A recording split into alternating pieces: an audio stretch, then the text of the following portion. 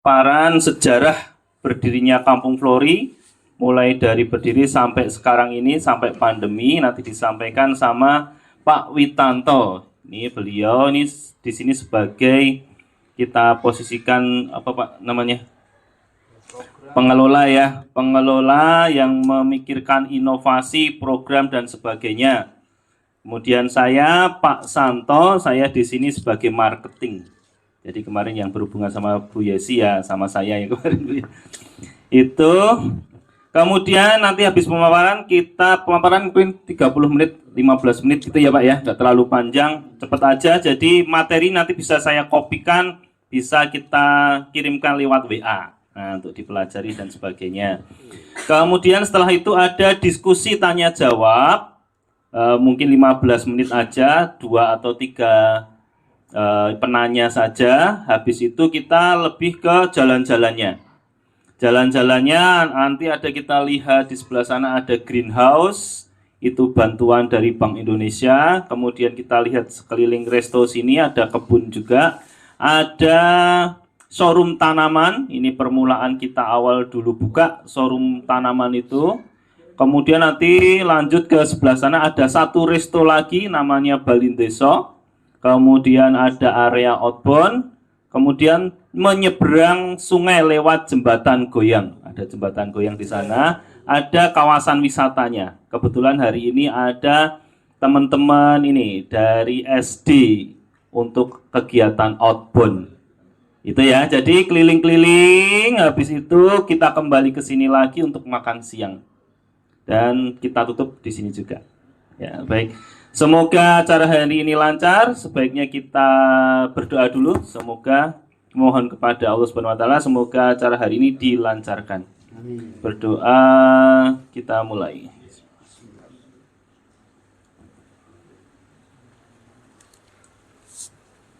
Cukup? Baik, selanjutnya itu ada snack Pak, Bu. Monggo kita bagikan aja. Sebelah sana bisa apa untuk transfer ini sambil dinikmati. Mohon maaf tadi kita siapkan di situ ternyata ada semut datang, jadi mungkin nanti agak, ini mohon maaf ya, karena memang keadaannya kita nggak mengawasi tadi di paginya, ternyata semut udah banyak banget. Kemungkinan udah pergi saya ini ya. Monggo silahkan sambil nikmati itu ala kadarnya. Bentuknya seperti itu biasanya karena itu untuk anak-anak outbound, jadi ditenteng Pak. Waktu mereka belum sarapan untuk mengisi kekuatan karena ada kegiatan fisik, kemasannya seperti itu. Jadi disengaja, itu juga ramah lingkungan. Yang kedua, bisa ditenteng kemana-mana. Jika mereka udah bosen makannya atau udah kenyang, bisa dibawa lagi sambil berjalan gitu. Nah, itu konsepnya seperti itu. Silahkan, monggo dinikmati. Kemudian ada minum juga. Selanjutnya saya serahkan ke Pak Witanto. Monggo.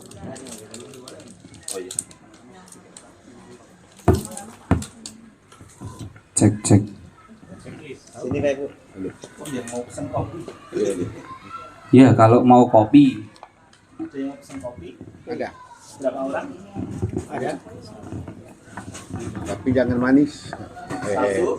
Siapa yang mau pesan kopi? Ah. 1, 2, 3, 4, 5, 5 ya? Teh. 6. Teh hangat. Iya. Teh hangat aja Mas. Teh hangat. Yang teh. Yang kopi dulu. Kopi tadi 5. 2, 3, 4. Kopi. Ya? Kopi Lima, tidak lima. terlalu manis ya Mas ya. Oh iya. Dikit baik. Kopi 5. Gulanya dikit saja. Apa ya?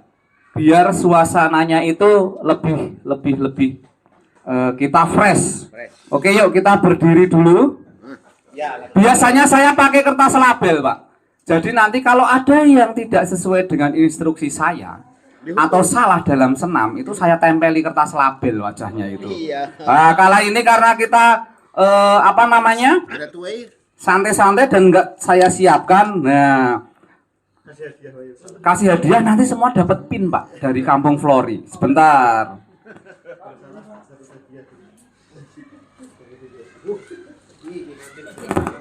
Ya. Ya, laki-laki harus berdiri. Kamu jangan terlalu gerak, kamu.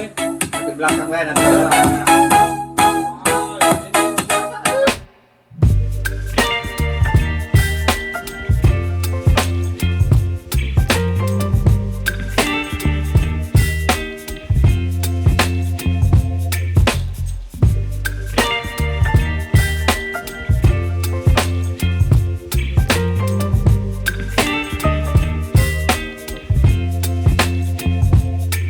Baby, you give me ice and fire.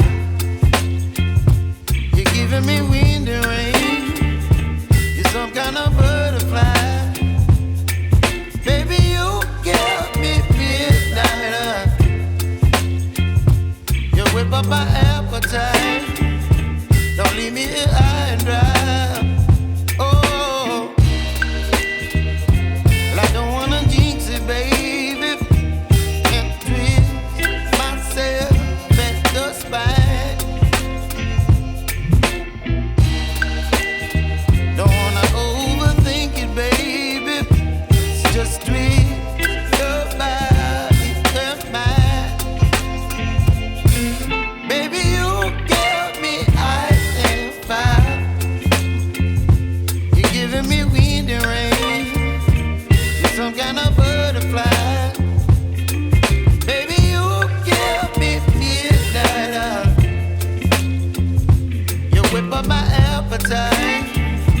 Don't leave me here high and dry.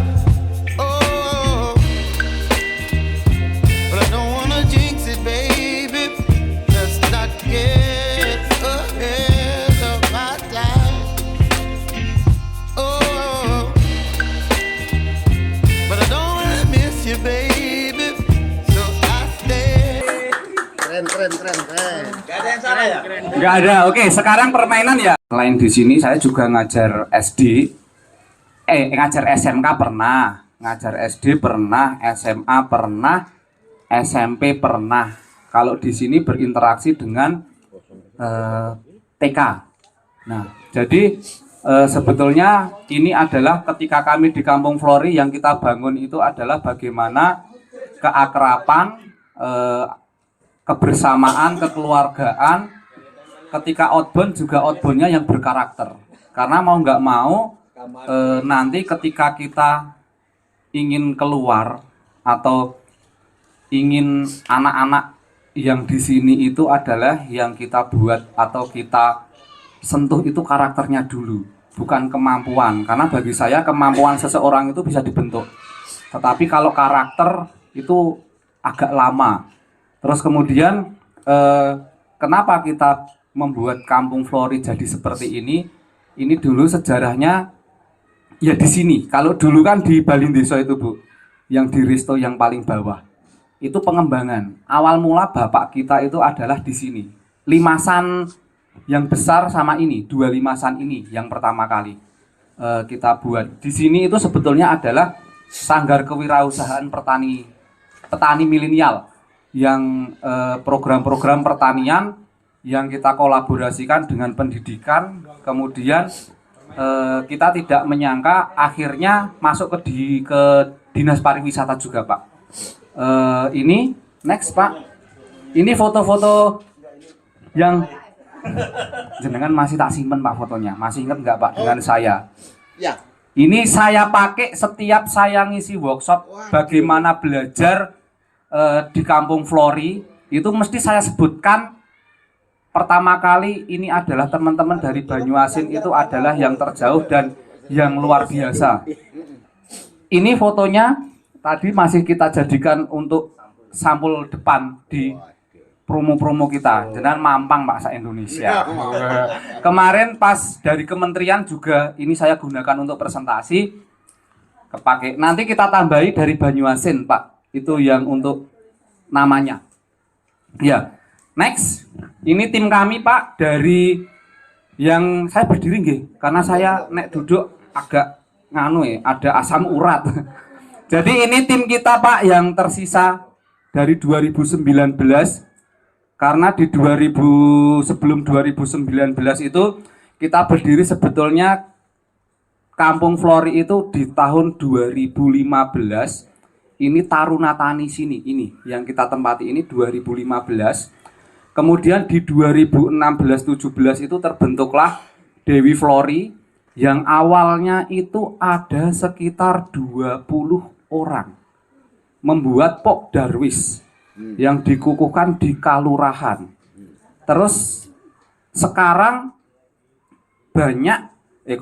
berubahlah aturan-aturan tentang Pok Darwis itu yang sampai detik ini setahu saya kalau di kami di satu kalurahan itu hanya ada satu Pok Darwis inti yang itu nanti berkolaborasi dengan pemerintahan dan itu beda dengan BUMDes.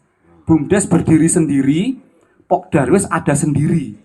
Tetapi bisa berkolaborasi antara BUMDes dengan Pok Darwis dan punya ibaratnya aliran dana yang berbeda-beda.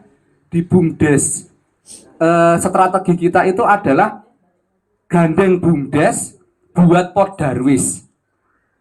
Pok Darwis bukan di bawah BUMDes, BUMDes juga bukan di bawah kalurahan. Karena mindsetnya orang itu adalah satu, BUMDes itu adalah bawahannya kelurahan untuk berbisnis. Bagi saya itu salah. Karena ketika ada bawahan atasan, akhirnya nanti pemberdayaan masyarakat itu akan hilang. BUMDes image-nya adalah nanti sebuah roda bisnis akhirnya dikuasai pribadi. Padahal bagi kita BUMDes itu dibentuk hanya sebagai payungnya saja untuk mengakses dana dari pemerintah. Karena ketika kita tidak legal formalnya itu harus ada. Itu dana-dana tidak mengalir. Contohnya aja di kita yang Telogowadi, BUMDesnya tidak kuat. Di Puri Mataram, BUMDesnya kuat. Aliran dana dari program desa tertinggal, ya kalau nggak salah itu gede banget itu. Untuk pengembangan desa tertinggal itu besar. Kalau kami ngaksesnya itu dari Pok Darwis itu Pak. Jadi dua kendaraan itu bisa jalan bareng. Isinya orang-orangnya di dalam BUMDes sama Pok Darwis kalau bisa beda. Jangan sama. Apalagi nanti yang ngurusi membuat destinasi wisata atau desa wisata. Itu beda lagi nanti. Kalau desa wisata itu nanti harus dan wajib pemberdayaan masyarakat. Dan itu melibatkan masyarakat. Tidak ada istilahnya satu titik. Kebudayaan yang ada di masyarakat itu harus ditingkatkan dan diunggulkan. Itu kalau desa wisata. Kalau destinasi wisata ya seperti halnya tempat wisata. Nah, tetapi dua itu bisa diakses Pak untuk kendaraan sebagai, kita tidak usah dipungkiri bagaimana kita mendapatkan akses dana itu dari pemerintah, pakai kendaraan-kendaraan seperti itu. Karena ibaratnya dana itu sudah disediakan. Kalau tidak diambil akan dikembalikan lagi ke pusat. Akhirnya dari kementerian atau dinas mungkin yang instansi ini akan dimarahi juga, sudah mengajukan kenapa kok sampai sisa? Sisa aja masih dimarahin. Saya di dinas pendidikan itu juga kayak gitu Pak. Kemarin biasanya nanti di akhir tahun itu dana itu harus habis. Wong mengajukan kok tidak ada yang memakai. Itu kan kalau orang Jawa mengatakan ngoyoworo. Ya ini dulu gimana buatnya? Wong ini adalah dari masyarakat mengajukan, tidak mungkin kan ketika mengajukan dana itu hanya yang bikin satu orang gerambiangan secara berkira-kira. Nah, ini kita tinggal ini untuk pembina kami Bapak Sudihartono. Itu tadi ketika parkir bis ada pom bensin mini. Nah, beliau itu rumahnya itu Pak, yang tanaman-tanaman. Karena beliau ini teman saya SMA. Jadi Pak Sudihartono itu fokusnya ke pertanian, ketemu saya yang di pendidikan, buatlah outbound ini. Terus kemudian ada Pak Lili, Pak Banu, Pak Santo, Bu Vina. Ini rata-rata usia kelahirannya dari sekian ini yang paling sepuh tua itu Pak Banu. Itu sekitar 60-an. Saya, Pak Santo, Bu Vina, Pak Lili, Pak Tono itu kelahiran 85-84. Masih dikatakan masih muda tapi sebetulnya sudah tua. Karena yang pemandu-pemandu outbound tadi itu masih mahasiswa semua. Dan di kementerian, kalau tidak salah, kementerian apapun itu yang dicari sekarang adalah anak-anak muda. Terutama yang pertanian, itu akhirnya membuat petani milenial. Yang tua-tua bukannya tidak dipakai, Bu, tetapi sebagai pembina kita. Nah, yang tua itu tinggal duduk, yang muda gerak, yang tua-tua programnya.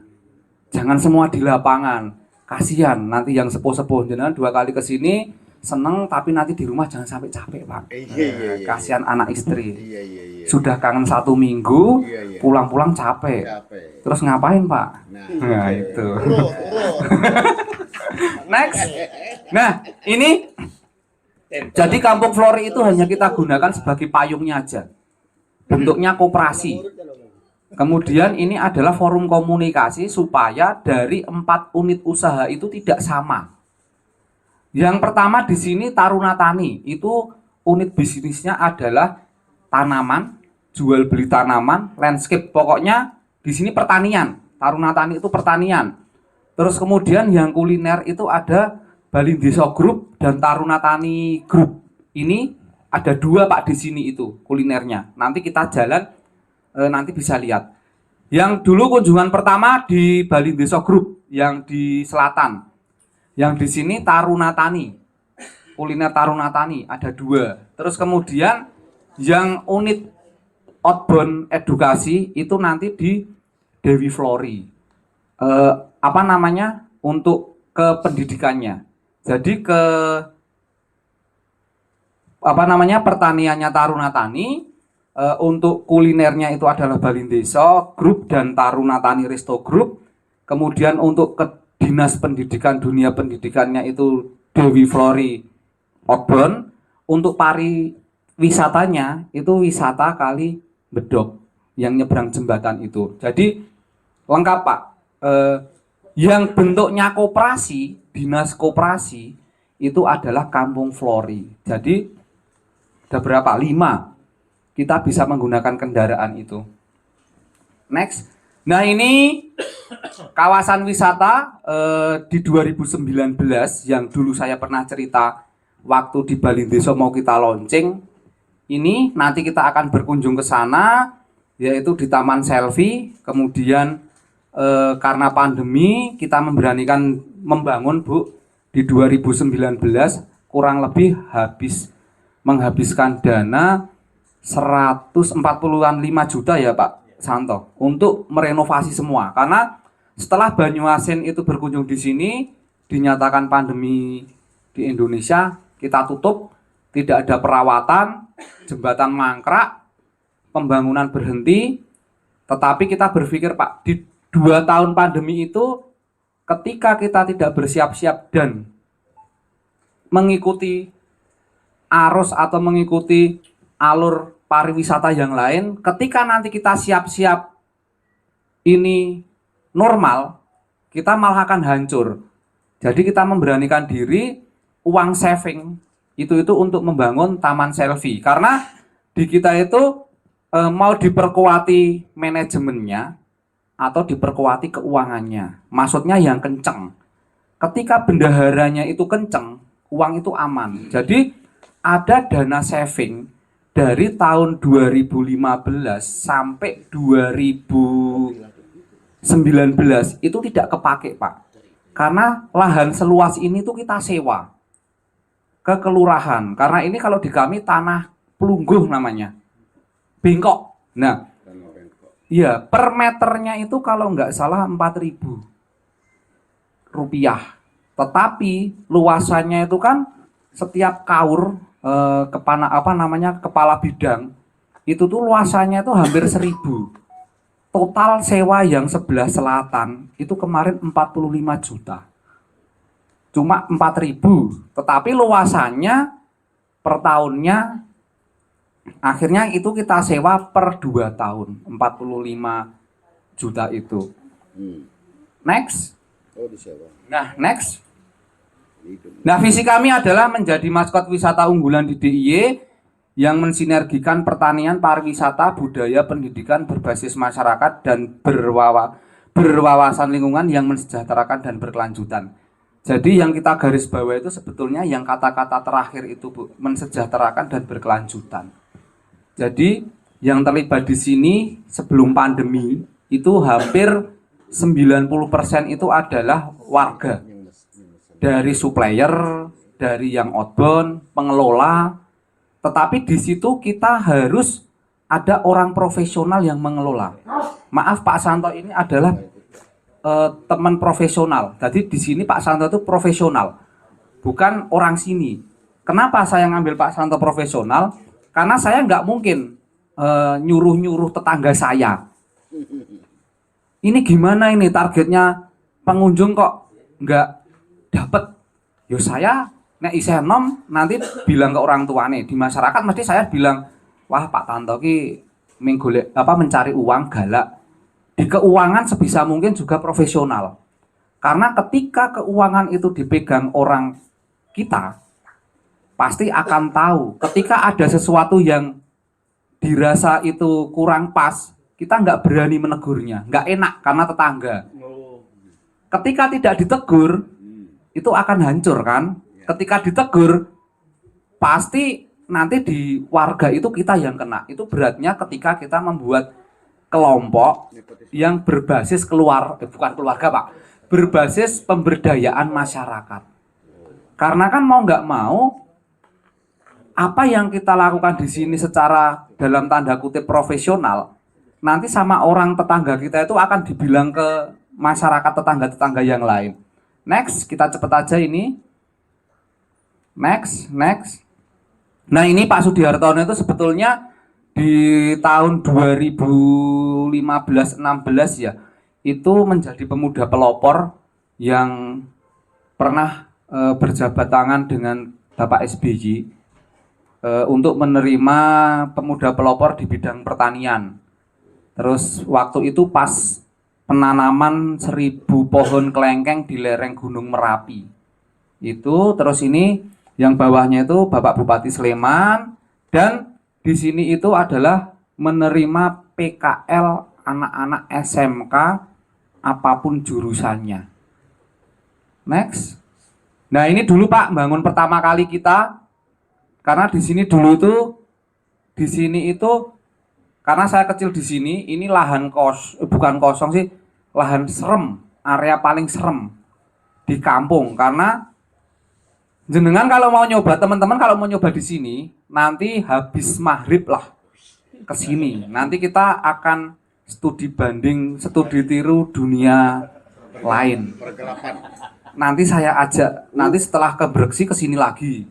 Kan pas kira-kira sekitar pukul 9. Nanti saya jalan-jalan 20 orang, saya taruh ke 20 titik yang berbeda. Nah, itu nanti siapa yang paling lama berarti semaput itu Pak, pingsan. Karena di sini ceritanya itu ada Sungai Kalimbedok dan Sungai Gayam. Itu ada sebuah tempuran. Tempuran itu adalah bertemunya dua sungai. Kalau orang Jawa ketika punya keinginan untuk misalnya jadi pejabat atau apa, dulu itu kungkum laku di situ. Kungkum laku itu adalah merendam diri, berdiam diri, mendekatkan ke ilahi, separuh tinggal ya, terus nanti pasti mengalami hal-hal mistis yang ketika jadi mesti mendapatkan, dan itu benar Pak. Percaya nggak percaya, entah itu pendukungnya banyak, itu ada yang jadi. Nah, nanti kalau ini teman-teman ada yang mau jadi kepala dinas, kesini berendam di sana 1 bulan Pak, nanti pasti jadi. Jadi hanyut. Jadi ini di sini tuh sebetulnya dulu pernah ada wacana mau dibikin desa budaya yang mengangkat cerita-cerita seperti itu. Karena tidak semua wilayah di kita itu di Jogja itu memiliki tempuran. Hanya beberapa tempat aja. Dan itu masih kita lestarikan. Nah, ini kalau teman-teman bawa baju ganti, nanti main di sungai. Tak ajak masuk di sungai, permainan di sungai. Kalau nggak bawa takut basah, celananya lepas, bajunya lepas, masuk ke sungai. Itu. Ini kita juga salah satu binaan Bank Indonesia. Kemudian ada CSR BPD. Kita juga studi banding juga ke beberapa tempat untuk meningkatkan kapasitas kami bergerak di dunia pariwisata, pertanian, sama pendidikan. Sekedar cerita, pengelola kami itu tidak ada yang basicnya pertanian, Pak. Tidak ada basicnya pariwisata. Yang basicnya pendidikan, alhamdulillah Pak Santo ini juga guru lukis. Saya guru SD, Pak Lili itu juga guru animasi, basicnya itu lebih ke 3D. Terus Bu Vina itu guru TK. Jadi kita memang harus membranding dulu. Saya ngajar di SD sampai saat ini saya pertahankan itu, maaf dalam tanda kutip, hanya untuk sebagai seperti ketika iklan itu, oh kayak yang ngurusi guru-guru SD. Jadi akan beda kesannya ketika kita masuk SD. Dan kenapa sasaran kita itu lebih seneng ke TK, SD sama instansi pendidikan? Karena beli 1 dapat 1000, Mbak. Karena gurunya 1 oke, anaknya yang ikut kan 1 kelas. Kalau saya merospek jenengan, yang datang di sini kan cuma 1 keluarga. Kalau saya merospek ibu, yang datang kan 1 Banyuasin. Nah, itu adalah pertimbangan-pertimbangan kenapa kok nama guru Mas Lili itu juga wartawan. Jadi melekat di kita supaya promonya itu lebih mengena. Oh, yang ngurusi guru. Bahkan program inovasi kami itu mengikuti program kurikulum Merdeka. Nanti akan saya ceritakan. Next. Ini foto-foto eventnya mati suri, Bu. Tetapi kita mengadakan program virtual. Jadi outbound virtual, misi virtual. Jadi inovasinya kita di situ. Karena memang benar-benar berdampak sekali, Pak. Next. Nah, ini yang tadi, ini istri saya, Pak, yang deket Pak Nadim itu. Ini adalah marketing juga. Karena saya selain di sini, saya juga aktif di komunitas guru seluruh Indonesia. Kemarin yang yang saya ajak mampir ke sini tidak secara resmi, hanya main ke rumah, itu dari Papua, Supiori. Itu ada sekitar 10 orang guru-guru Supiori berkunjung ke Kabupaten Sleman, pengen belajar mengelola sekolah yang dikaitkan dengan pariwisata dan pertanian. Itu saya ajak ke sini. Kemudian ada dari Natuna, mungkin letak geografisnya hampir sama. Natuna, Supiori, mungkin sama Banyuasin, itu adalah pesisir. Jadi bagaimana memanfaatkan anak-anak belajar bisa menjual pariwisata, kemudian pertanian. Waktu itu tertarik di sini. Nah, ini menu paket yang muncul ketika kita berinovasi di masa pandemi. Jadi edukasi tentang tanaman itu ya kita virtual, Pak. Jadi outbound virtual. Kita sebelumnya Pak Santo tak suruh, Pak, sebelum ini outbound dimulai dilakukan, silahkan survei dulu di rumah siswanya itu ada tanaman apa aja. Waktu itu yang ngetren tuh budidamker, budidaya ikan di dalam ember. Yang atasnya itu tanaman kangkung. Itu di tempat kita baru ngetren. Itu kita menu di sini. Terus kemudian yang SMK bisa itu kita kasih tanaman, souvenir, kemudian kita pantau. Di rumah itu dalam berapa bulan itu tanaman itu dari 1 menjadi berapa. Nah, itu kita dampingi terus. Next. Nah, ini kunjungan-kunjungan yang pernah kita lakukan. Next. Nah, ini yang terbaru juga. Sedikit saya mengambil peluang dengan Dinas Pendidikan, yaitu dengan adanya kurikulum merdeka yang kemudian di situ harus mewajibkan sekolah itu proyek penguatan profil pelajar Pancasila atau yang lebih dikenal dengan P5-nya. Nah, itu pasti di Sumatera juga mungkin itu juga. Karena guru penggerak saya juga ketika istri saya Zoom ada dari Sumatera dan sebagainya, itu yang baru tren dan sekolah-sekolah mengadakan itu ini. Proyek penguatan profil pelajar Pancasila atau lebih dikenal lagi P5. Kemudian ada PMM, penguatan Merdeka Mengajar. Di situ kita di Kampung Flori itu memfasilitasi apa yang dibutuhkan guru. Karena dalam mengajar itu nanti ketika menggunakan kurikulum merdeka itu wajib ada proyeknya. Yang proyeknya itu tidak sekali jadi. Jadi bisa datang ke sini atau kita yang datang ke sana. Atau nanti karena kan itu di sini ada yang di temanya itu adalah kebudayaan lokal.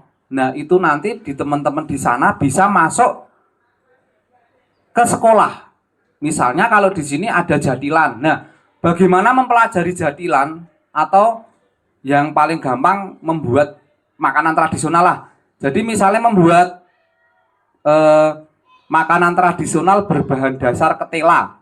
Nah, di kampung kita kan ada yang petani-petani itu. Nah, dilibatkan di situ. Jadi menu outbound kita. Itu menangkap peluang apa yang ada di sekolah. Next. Nah, ini yang virtual, Pak. Coba bayangan, Pak. Ini adalah ketika outbound ada yang mewarnai di rumah. Itu tetapi kita pandu secara virtual. Ini waktu itu sempat booming juga ya Pak kita. Lomba mewarnai virtual Pak.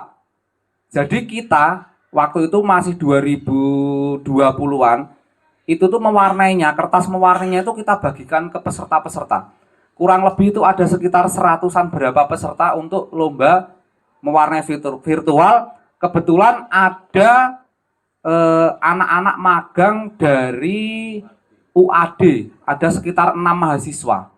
Dan itu katanya program di Flori itu jurusannya PGSD masuk di kurikulum PGSD yang ibaratnya bagi mereka itu adalah kurikulum masa depan. Itu next.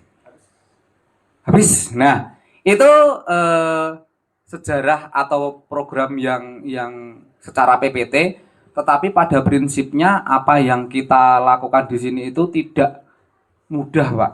Jadi saya ingat karena saya termasuk yang merintis. Kalau di sini waktu dulu saya presentasi ke Pak Dukuh, Pak RT. Kalau di sini Dukuh di sana apa ya, Pak ya? Dusun. Kadus ya. Sama kalau Pak RT rukun tangga RT, saya itu ditolak, Pak. Dikatakan di sana itu sudah pertanian. Ngapain dibikin sesuatu yang belum pasti? Oke lah, terus saya bilang ke Pak Tono, Ton, ini kalau mau membuat kelintas dusun sulit, banyak yang menentang. Karena mindsetnya, maaf dalam tanda kutip, petani tradisional. Kalau petani itu ya nandur padi, jagung, kacang, ya seperti itulah. Terus kemudian setelah jadi, mereka baru pada mau ikut gabung. Termasuk penjual-penjual yang di depan-depan yang tidak yang food court istilahnya, itu juga dari warga. Saya presentasi ke RT-RT, mereka bilang, wah resikonya terlalu besar Mas kalau untuk jualan ke sana, karena tidak ada yang bakal jajan. Setelah itu malah yang jualan itu dari luar. Saya kan jualan bakso tusuk itu dari luar rame, yang kampung baru mau masuk. Saya bilang terlambat sudah untuk semua itu, karena kan sudah berjalan lama. Terus karena saya mikirnya di pandemi itu adalah bagaimana alam itu pengen merubah tatanan yang dulu dalam tanda kutip itu dirasa harus ada perputaran, harus ada perubahan. Karena mungkin teman-teman dulu ketika ya maaf yang bapak-bapak itu dari SMS telepon berpindah ke WhatsApp, itu pusingnya minta ampun, ada yang bilang ribet, ada yang bilang ini tidak bisa. Tapi akhirnya sekarang undangan aja bilang difoto lewat WA aja. Nah, terus kemudian mungkin dari teman-teman ini mengalami yang harus Zoom. Dan so itu mencari investor, investornya siapa? Kita. Jadi kelompok ini menjadi investor di unit-unit yang kita bangun. Kita membatasi, jangan sampai ada investor asing atau orang luar masuk ke kita. Karena kenapa? Ketika ada investor itu masuk, punya modal besar, jangan sampai pemberdayaan masyarakat ini didikte. Karena mau nggak mau, investor secara pribadi itu menanamkan uangnya itu bukan untuk pemberdayaan masyarakat, tetapi untuk pribadinya masing-masing. Tetapi ketika anggotanya itu nginvestkan, kan tahu programnya, dan bagi hasilnya itu nanti jelas. Jadi tidak, misalnya saya punya 1M, saya serahkan ke situ. Saya mesti mikirnya 1M saya itu pulangnya kapan. Terus mengintervensi kan. Jadi kalau orang kelompok itu kan investnya bareng-bareng. Jadi 5 orang pribadi tetapi gabung jadi kelompok itu untuk menginvestkan. Jadi sing membuat program itu ya kita sendiri, untuk kita sendiri, kembali ke kita. Jadi intinya untuk saat ini kita tidak mungkin untuk berjalan sendiri, saatnya kita berkolaborasi, berbagi, dan berubah mindset kita. Bagaimana ketika kita membuat seperti ini jangan mencari keuntungan pribadi sendiri. Mungkin itu Pak Santo, mau menambahi? Cukup, sekian dari saya, mungkin sesi berikutnya nanti kita bisa sharing. Jangan tanya jawab ya, karena nanti kalau saya tidak bisa menjawab, saya repot. Itu mungkin itu Pak Santo, saya kembalikan ke Pak Santo. Baik, terima kasih. Selanjutnya mungkin salah satu perwakilan ya dari rombongan untuk menceritakan mungkin keluh kesahnya atau problema apa, mungkin kita bisa sharing, sampaikan mungkin di sana keadaan struktur geografisnya, kemudian mungkin dari SDM-nya kok kita cari SDM pemudanya agak susah dan sebagainya seperti itu. Siapa yang mau mewakili? Monggo. Yang bisa menceritakan keadaan di sana, jadi kita bisa sharing nanti. Monggo. Santai aja.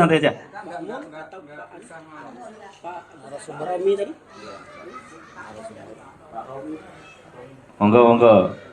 Sharing aja, mungkin bercerita. Terus kemudian intinya di situ memang harus ada leadernya. Jadi sebetulnya peran ketua Pok Darwis atau ketua kelompok itu bukan di land pertama, tapi itu second land. Jadi yang pertama kali harus kita ada di sini itu adalah leadernya. Jadi ketua itu juga bisa jadi sebagai leader, tetapi leader itu belum tentu ketua, harus ketua. Yang kita alami di sini adalah, maaf, ini rano ketuanya kok kita ya. Jadi ketua kita itu sudah sepuh, usianya hampir sekitar 70-an 5. Beliau adalah mantan Pak Lurah. Nah, kenapa kita untuk ketua pilih beliau? Beliau bisa bertahan 2 periode, Pak. Karena untuk birokrasi, kita memang harus ada orang yang tahu birokrasi. Mau nggak mau, dipungkiri atau enggak, di Indonesia itu birokrasi nomor 1, Pak. Saya aja keluar ketika ngisi workshop kemarin di Taman Budaya, saya itu kalah dengan 1 lembar kertas yang menyatakan saya tidak diizinkan untuk ngisi workshop. Udah selesai. Tetapi ketika kita tahu birokrasi, alur semuanya itu aman. Ketika kemarin saya ngisi di Kaliurang, malah 4 hari ya Pak Santo ya. Karena yang meminta saya ngisi itu adalah Dinas Pendidikan, mengeluarkan kertas 1 lembar, itu boleh. Sedangkan di TBY itu saya padahal izinnya cuma setengah hari. Tapi birokrasi mengatakan tidak boleh. Ya udah, selesai Pak. Jadi kita harus mencari yang kalau kami strateginya adalah beliau kita taruh di atas itu hanya untuk urusan birokrasi, pelatihan-pelatihan, pendekatan ke Pak Lurah, ke kabupaten, ke dinas koperasi. Karena yang tahu alurnya. Jadi satu mungkin dari Pak desa, kepala desa gitu, itu harus kalau di sana boleh nggak ya Pak kepala desa itu menjadi ketua? Kelihatannya nggak boleh nih di sini itu. Jadi ketua Pok Darwisnya itu tidak Pak desanya. Boleh kalau di sana. Nah itu malah lebih enak karena tahu alur birokrasinya harus di mana yang diperkuat. Nah jenengan di situ harus mencari leader di lapangan yang bisa menjadi penggerak-penggerak yang untuk di gajahnya tadi. Mungkin itu yang pertama. Tadi saya mendengarkan cerita juga. Di Lebaran hampir 1.000 pengunjung yang datang. Itu bertiket enggak Pak? Bertiket. Tetapi setelah itu tidak bisa melanjutkan aktivitas desa wisatanya nggih. Mungkin ini prediksi saya, ini yang harus diperbaiki adalah manajemen kelompok sama manajemen pengelolaan keuangan. Mungkin juga ketika mendapatkan uang banyak, misalnya pendapatannya 1 bulan itu 50 juta, itu dibagi rata sama orang yang terlibat. Habis itu ya kita nggak berpikir Pak, untuk selanjutnya kita mau ngapain. Berarti di bulan itu mulai dari 0 terus. Bulan Januari dapat 50 juta, dibagi 10 orang. Nah bulan Februari kita 0 lagi. Mau perbaikan kan tidak dipikirkan itu. Tetapi di situ di manajemen pengelolaan keuangan itu harus ada saving Pak. Saving kalau di kita itu ada saving perawatan kita selesaikan dulu. Gaji yang terlibat di situ kita selesaikan dulu. Ada hitung-hitungannya nggak Pak Santo? Yang jenengan nganu di di sharekan aja. Jadi dibagi 2 dulu. Dari pendapatan itu kita bagi 50%. 50% tapi itu setelah penyelesaian hak dan kewajiban yang terlibat loh Pak. Itu kita misalnya outbound kayak gini, kita dapat 1 juta. 1 juta itu untuk menyelesaikan bayar pemandu, untuk menyelesaikan bayar tanaman. Kan masih ada sisa. Kita itu bagi 50%. 50% itu untuk saving. Saving harus ada berapa dari 50% kembali ke. Nah ini Pak. Jadi ini malah tak belakang semua.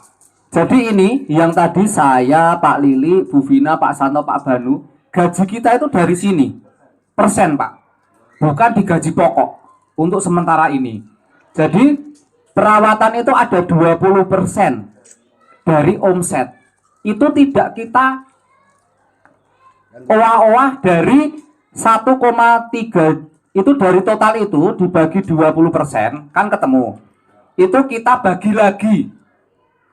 Kita saving dari 1.323 itu kita kan itu setorkan ke bendahara pokok itu dibagi menjadi 50%. Berarti ada sekitar 602 berapa itu yang kita endapkan tidak kita gunakan untuk keadaan darurat Pak. Jadi harus ada dana selama 1 tahun itu yang tidak boleh diambil sama sekali. Hanya oleh siapapun nggak boleh. Karena untuk apa? Untuk ketika perusahaan itu dinyatakan kolab, tidak punya modal dan harus membayar karyawan untuk berdiri, untuk sewa lahan, kita ambil dari situ. Kalau yang jenengan tadi untuk bangun itu pakai yang perawatan harian Pak.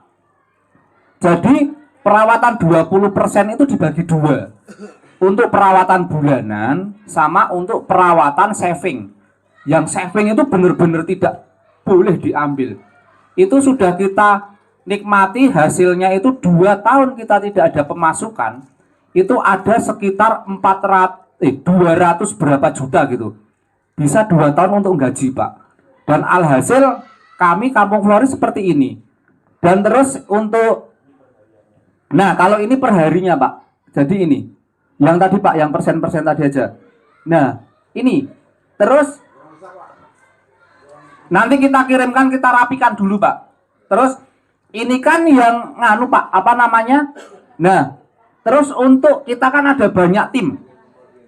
Terus tim wisata Kalimbedok dari hasil tadi itu dibagi 50-50 dan jangan lupa karena pemberdayaan masyarakat itu harus ada dana sosial yang nanti akan kita bagikan Pak ke warga-warga lewat RT. Lelayu. Apa ya kalau di sana? Kalau orang meninggal itu layat, kalau di sini takziah. Itu ada dananya sendiri.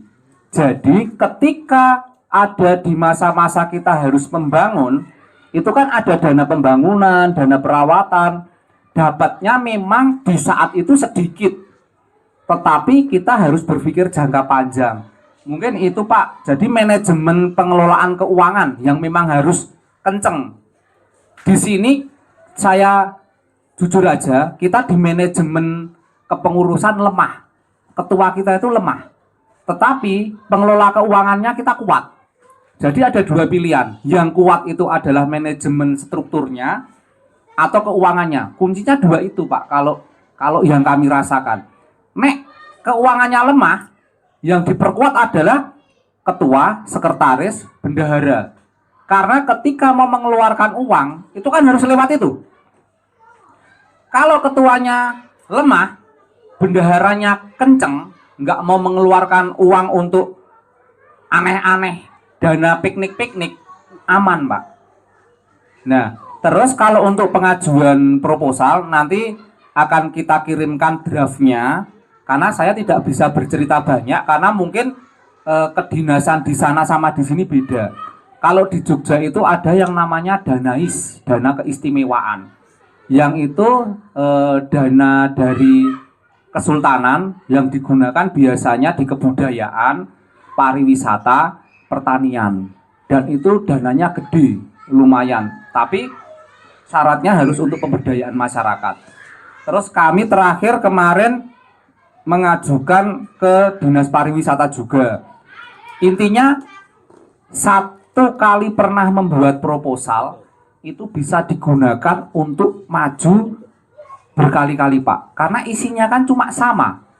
Kemudian yang diganti adalah kepadanya. Terus kemudian bidang apa yang mau diajukan. Tapi kalau untuk latar belakang, pendahuluan, kemudian tentang keadaan sesungguhnya yang dirasakan itu kan sama Pak. Yang dibedakan cuma mau mengajukan apa, untuk apa, kebermanfaatannya apa. Nah itu kalau untuk proposal nanti insya Allah biar dirapikan sama Pak Santo. Nanti dari ini tadi kan yang baru pembagian keuangan di 1 unit Pak. Kalau yang dua, yang koperasi itu nanti tak kopikan di laptop istri saya. Kebetulan kan bendaharanya istri saya. Jadi nanti akan saya sharingkan. Teman-teman mau mengadopsi silahkan. Kan persen-persennya kan udah ada. Bentuknya kan Excel. Teman-teman tinggal ngedel ke uangnya, masuk udah ketemu. Dan itu bisa digunakan untuk laporan keuangan bulanan. Karena di sini dari Pak Santo itu dibikin laporan keuangan yang dengan formasi yang tadi. Ada bendahara satu lagi yang wisata itu Mas Lili, itu dibikin laporan yang sama karena bagiannya sama. Terus kemudian dilaporkan ke bendahara pokok dengan formasi yang berbeda. Bahkan dari kita itu dapat yang ngelola itu tiga sisian keuangan Pak. Yang pertama dari keuangannya Pak Santo, dapat bonus yang persen tadi, dari Mas Lili. Terus kemudian dari rapat anggota tahunan.